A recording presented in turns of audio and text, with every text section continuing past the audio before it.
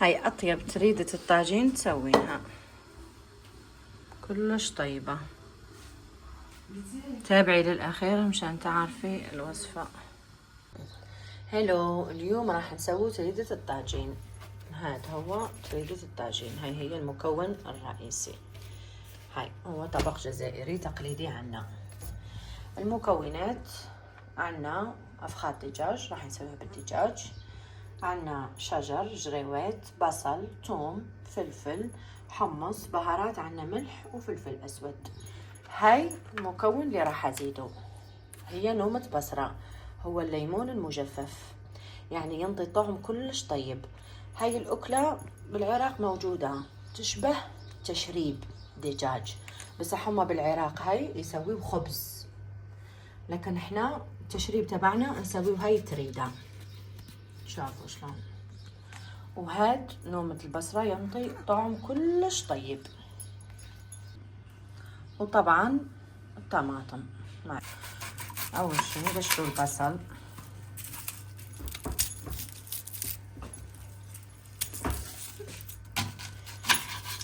تريدة الطاجين البصل لازم نرحيوه.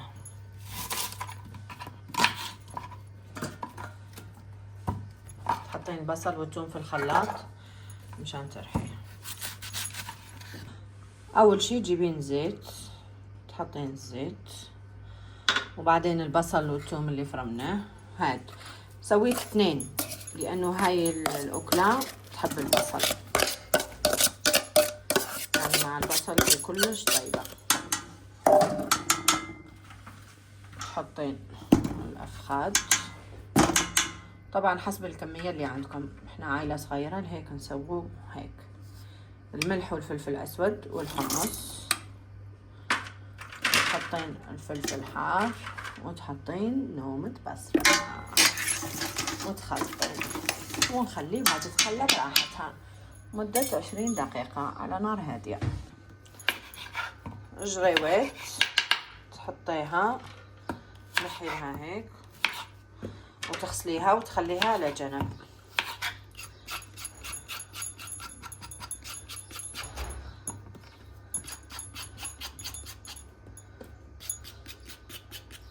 نغسلوها ونحطوها على جنب.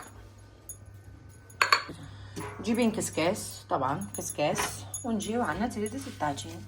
شنو نسوي؟ هيك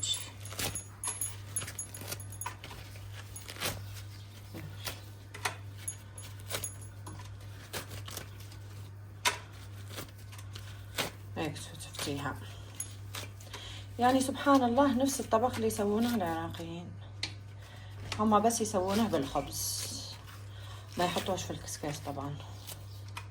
هسه بعدين اسوي لكم الطريقة. يعني صراحة عجبني، يعني طبق كمان طيب، كلش طيب. شوفوا شلون قطعناها هيجي ونخليها على جنب. بعد ما تقلى البصل تجيبين الماي وتمرقين.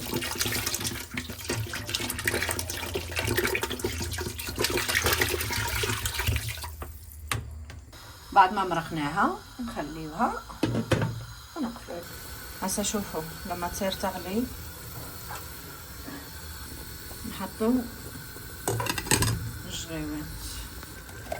شوفوا بعد ما طاب الدجاج، يعني طبخ الدجاج والجريوات، هسه نحطوا الطماطم.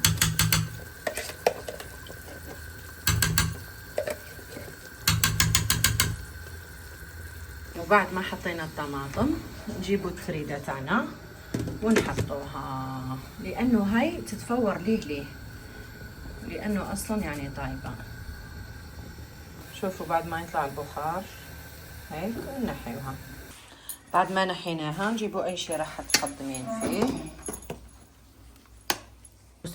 تجيبين شوي زبدة هيك وتسوين هيك شي. هي صح سخونة بس حاولي تديريها هكا، ندخلوا بيها الزبدة.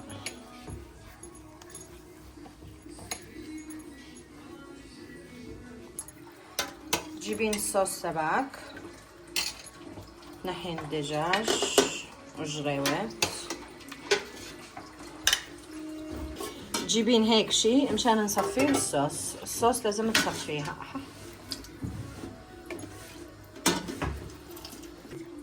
بعد ما صفينا الصوص تجيبين تحطين الصوص على التريدة تاعك.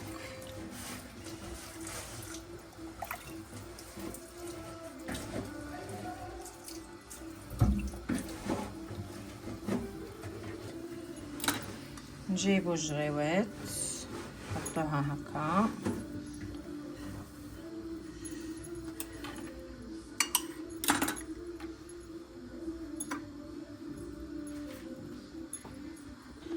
تجيبين الحمص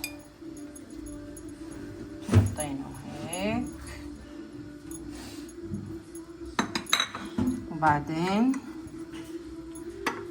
تحطين الدجاج هيك.